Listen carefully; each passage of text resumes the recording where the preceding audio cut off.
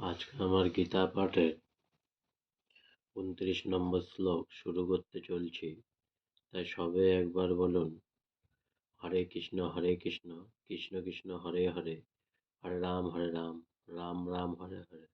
চলুন গীতার 29 নম্বর শ্লোক শুরু করা যাক। 29 নম্বর শ্লোক 29 নম্বর শ্লোক বেপ তুচ্চ শরীরে মে রোম হস্যচ্চ যাইতে গান্ডীবং সংসতে হস্তাত্মক চৈব পরিদজ্জতে। বেপ তু কম্প, চ মানে ও, শরীরে মানে দেহে, মে মানে আমার, রোমহর্ষ মানে রোমাঞ্চ, চ মানে ও, যাইতে মানে হচ্ছে, গান্ডীবম মানে গান্ডীব নামক অর্জুনের ধনুক, সংসতে শৃঙ্খলিত হচ্ছে, হস্তাৎ মানে হাত থেকে, ত্বক মানে ত্বক, চ মানে ও, এব মানে অবশ্যই, পরিদজ্জতে মানে দগ্ধ হচ্ছে।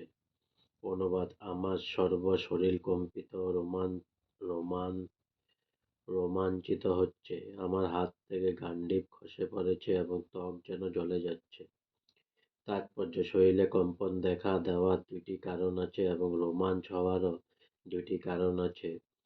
তার একটি হচ্ছে চিন্ময় আনন্দের অনুভূতি এবং অন্যটি হচ্ছে প্রচণ্ড জ্বর, জাগতিক ভয়। অপ্রাকৃত অনুভূতি হলে কোনো ভয় থাকে না। অর্জুনের এই রোমাঞ্চ ও কম্পন অপ্রাকৃত আনন্দের অনুভূতির ফলে নয়, পক্ষান্তরে জ্বর, জাগতিক ভয়ের ফলে। এ ভয়ের উদ্রেক হয়েছিল তার আত্মীয় পরিজনদের প্রাণহানির আশঙ্কার ফলে। তার অন্যান্য লক্ষণ দেখেও আমরা তা স্পষ্টভাবে বুঝতে পারি। অর্জুন এতই অস্থির হয়ে পড়েছিলেন যে তার হাত থেকে গান্ডীব ধনুক খসে পড়েছিল এবং প্রচণ্ড দুঃখে তার হৃদয় দগ্ধ হবার ফলে তার ত্বক জ্বলে যাচ্ছিল। এ সমস্ত কিছুরই মূল কারণ হচ্ছে ভয়। অর্জুন এ মনে করে ভীষণভাবে ভীত হয়ে পড়েছিলেন যে তার সমস্ত আত্মীয় স্বজনেরা সে যুদ্ধে হত হবে এবং এই যে হারাবার ভয়, তারই বাহ্যিক প্রকাশ হচ্ছিল তার দেহের কম্পন, রোমাঞ্চ, মুখ শুকিয়ে যাওয়া, গা জ্বালা করা আদির মাধ্যমে।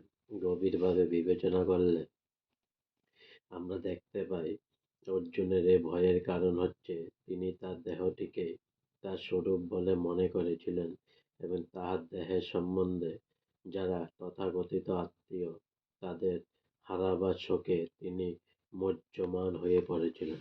আজকে আমার 29 নম্বর গীতার শ্লোক এখানে শেষ হলো। তাই সবে বলুন হরে কৃষ্ণ কৃষ্ণ কৃষ্ণ হরে হরে, হরে রাম রাম রাম হরে হরে। অনেক অনেক সাবস্ক্রাইব করুন প্লিজ, অনেক অনেক লাইক করুন প্লিজ। হরে কৃষ্ণ।